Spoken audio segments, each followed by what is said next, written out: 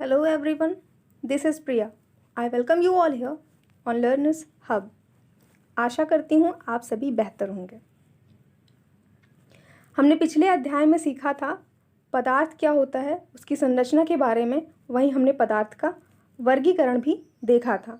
पदार्थ का वर्गीकरण दो आधारों पर किया गया था, एक बाह्य संरचना के आधार पर और एक आंतरिक संरचना के आधार पर।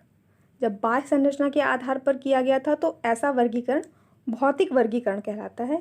और भौतिक वर्गीकरण के आधार पर हमने पदार्थ को ठोस, द्रव और गैस में विभाजित किया था और इनके बारे में हमने विस्तृत चर्चा भी की थी। वहीं जब आंतरिक संरचना के आधार पर पदार्थ को बांटा गया तो इसे रासायनिक वर्गीकरण कहा गया। और रासायनिक वर्गीकरण के अंतर्गत तत्व, यौगिक और मिश्रण में इसको विभाजित किया गया। तो आज इस टॉपिक में हम यही जानेंगे कि तत्व, यौगिक और मिश्रण क्या हैं और मिश्रण के क्या प्रकार हैं और क्या गुण हैं। तो आइए शुरू करते हैं। तो सबसे पहले हम जान लेते हैं शुद्ध पदार्थ क्या होता है। शुद्ध पदार्थ में केवल एक ही प्रकार का पदार्थ पाया जाता है और इनके कण भी समान होते हैं। जैसे आप उदाहरण दैनिक जीवन में देखते हैं, नमक, चीनी, सोना, चांदी, लोहा। तो इनमें और कोई चीज़ मिली हुई नहीं है, ये एक ही प्रकार के पदार्थ हैं और इनके कण समान होते हैं। तो शुद्ध पदार्थ को ही तत्व और यौगिक में बांटा गया है।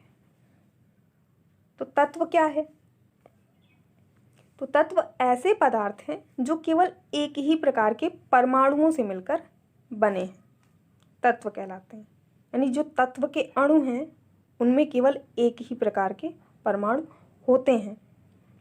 और तत्व जो है वो सबसे सरलतम पदार्थ है, उसको किसी भी रासायनिक विधि या भौतिक विधि द्वारा और विभाजित नहीं किया जा सकता और ना ही तत्व को अन्य पदार्थों की सहायता से बनाया ही जा सकता है। मतलब वो सरलतम रूप है, उसको और विभाजित नहीं किया जा सकता। ठीक है। पृथ्वी पर ऐसे बहुत से तत्व पाए जाते हैं और बहुत से तत्व आपके शरीर में भी पाए जाते हैं।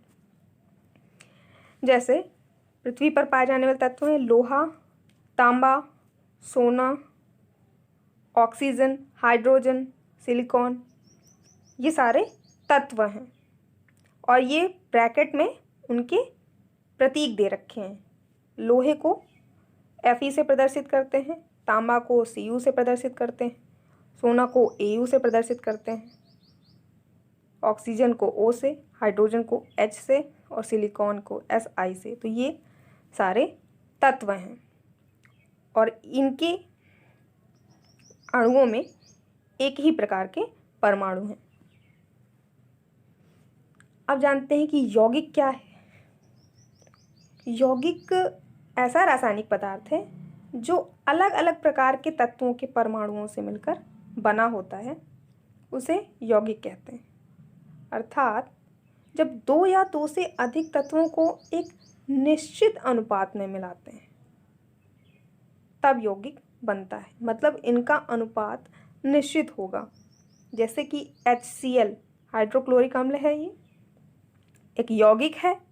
इसमें हाइड्रोजन का एक परमाणु है और क्लोरीन का भी एक परमाणु है। यानी कि अगर इनका अनुपात देखा जाए तो 1:1 का है। वहीं अगर आप जल की बात करें तो जल का फॉर्मूला होता है H2O। H2O यानी कि हाइड्रोजन के इसमें 2 परमाणु हैं और ऑक्सीजन का 1 परमाणु है। तो इसमें अनुपात देखा जाए तो 2:1 का अनुपात है। अगर सामान्य ताप पर अगर देखेंगे तो हाइड्रोजन और ऑक्सीजन गैस के रूप में होती हैं। हाइड्रोजन और ऑक्सीजन दोनों गैसेज हैं सामान्य ताप पर।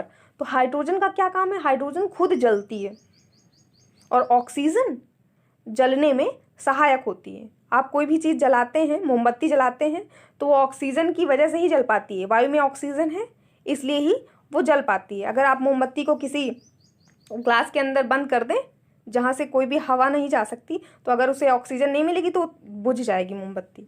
तो ऑक्सीजन क्या है? जलने में सहायक होती है और हाइड्रोजन खुद जलती है। लेकिन जब इन दोनों को मिला देते हैं तब क्या बन जाता है? जल। और जल क्या काम करता है? आग को बुझाने का काम करता है। अब जानते हैं मिश्रण क्या है। मिश्रण ऐसे पदार्थ हैं जिनमें दो या दो से अधिक पदार्थों को किसी भी अनुपात में मिला देते हैं। किसी भी अनुपात में, मतलब या तो आप एक निश्चित अनुपात में भी मिला सकते हैं या किसी भी अनुपात में आप मिला सकते हैं, वो मिश्रण होगा। इसमें दो या दो से अधिक पदार्थ शामिल होंगे। और मिश्रण में जो चीज़ें आपने मिलाई हैं, जो अवयव आपने मिलाए हैं, उसके सभी गुण विद्यमान होंगे। जैसे कि शरबत है, शरबत जो कि गर्मियों में अक्सर आप पी ही रहे होंगे, तो शरबत में चीनी की मिठास भी होगी और नींबू के खट्टेपन का स्वाद भी आपको महसूस होगा। तो शरबत क्या है? एक मिश्रण है। और भी दैनिक जीवन में आप बहुत सारे उदाहरण देख पा रहे हैं। बहुत सारे मिश्रणों का आप उपयोग करते हैं अपने दैनिक जीवन में, जैसे कि दूध, आइसक्रीम। आइसक्रीम क्या है? उसमें दूध और चीनी का मिश्रण है। वायु, वायु भी गैसों का मिश्रण है। उसमें क्या क्या है? ऑक्सीजन है, कार्बन डाइऑक्साइड है, जलवाष्प है, धूल के कण हैं, बहुत सारे गैसेस हैं। तो वायु भी गैसों का मिश्रण है। और वहीं आप चाय की बात करें तो चाय भी एक मिश्रण है। चाय में भी चीनी, दूध, पानी, चाय पत्ती, बहुत सारी चीज़ें, तो मिश्रण है। ठीक है, जानते हैं मिश्रण के प्रकार।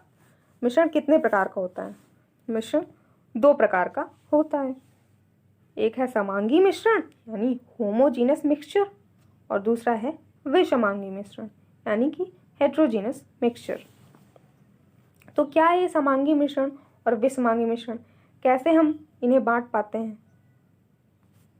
तो देखते हैं। समांगी मिश्रण क्या है कि ऐसे मिश्रण जिनमें दो या दो से अधिक अवयव उपस्थित रहते हैं किंतु उन्हें अलग अलग नहीं देखा जा सकता, समांगी मिश्रण कहलाते हैं। जैसे कि जल में चीनी अगर आप घोल देंगे, जब पूरी तरह से घुल जाएगी तो क्या आपको चीनी दिखाई देती है? नहीं दिखाई देती है। इसी तरह जल में अगर आप नमक घोलते हैं तो पूरी तरह से घुल जाने के बाद क्या नमक आपको अलग दिखाई देता है उसमें? नहीं। तो ये है समांगी मिश्रण। इसके प्रत्येक भाग में गुणधर्म समान होते हैं। मतलब अगर आपने चीनी घोल दी तो आप पिएंगे तो ऐसा तो है नहीं कि थोड़ा मीठा थोड़ा कम मीठा, ऐसा तो नहीं है, पूरा मीठा ही लगेगा, पूरी तरह से घुल गई है तो एक ही, मतलब मिठास हर जगह, उसके हर भाग में मिठास उतनी ही होगी। तो इसके गुणधर्म समान होंगे प्रत्येक भाग में। वहीं अगर आप विषमांगी मिश्रण की बात करें तो ऐसे ठोस और द्रव पदार्थों का मिश्रण जिनमें उनके अवयवी पदार्थों को सामान्यतः अलग अलग देखा जा सकता है, विषमांगी मिश्रण कहलाते हैं। तो इसमें क्या है, आप जो अवयवी तत्व हैं, पदार्थ हैं, उनको आप अलग अलग देख सकते हैं। जैसे एक उदाहरण यहाँ पर लिया गया है बालू और लोहे की छीलन का। बालू और लोहे की छीलन का मिश्रण है। अगर आप कैसे अलग करेंगे बालू और लोहे की छीलन को? लोहे की छीलन को आप चुंबक से अलग कर सकते हैं। आप चुंबक लेकर आएंगे तो बालू तो नीचे रह जाएगी, लेकिन जो लोहे के छीलन है वो चुंबक में चिपक जाएगी। तो आप मतलब अलग अलग कर सकते हैं और अलग अलग देख भी सकते हैं। लोहे की छीलन अलग दिखेगी और बालू अलग दिखेगी, तो मतलब वहाँ पर अलग अलग देखा जा सकता है। और विषमांगी मिश्रण में जो मिले हुए अवयव हैं उनका अनुपात निश्चित नहीं होता है और इसीलिए इसके प्रत्येक भाग के गुण और संघटक भी अलग अलग होते हैं। ठीक है, तो एक उदाहरण में देखा बालू और लोहे की छीलन का, और हम पानी और तेल का मिश्रण भी देख लेते हैं। जब आप पानी और उसमें तेल मिलाएंगे तो तेल क्या है, ऊपर आ जाता है, यानी तेल अलग हो जाएगा, पानी अलग। बारूद और भी बहुत सारे उदाहरण लिए जा सकते हैं, आप अपने दैनिक जीवन में देखते भी हैं। तो मिश्रण दो प्रकार का होता है, समांगी मिश्रण और विषमांगी मिश्रण। समांगी मिश्रण में आप उनके अवयवी तत्वों को अलग अलग नहीं देख सकते हैं, जबकि विषमांगी मिश्रण में उनके अवयवी पदार्थों को अलग अलग देखा जा सकता है। मिश्रण के गुण। अब मिश्रण के गुण क्या हैं कि मिश्रण में जो घटक यानी जो अवयव किसी भी अनुपात में मिले होते हैं, और दूसरा है कि मिश्रण में घटकों के अपने गुण विद्यमान रहते हैं।